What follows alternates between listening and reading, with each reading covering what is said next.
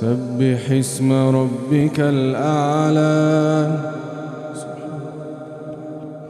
الذي خلق فسوى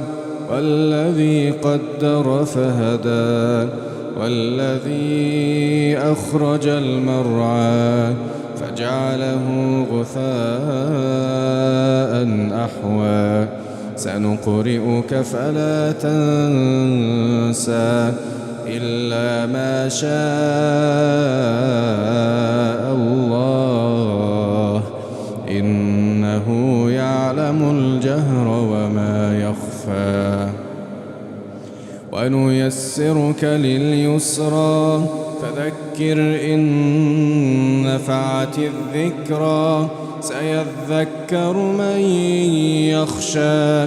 ويتجنبها الأشقى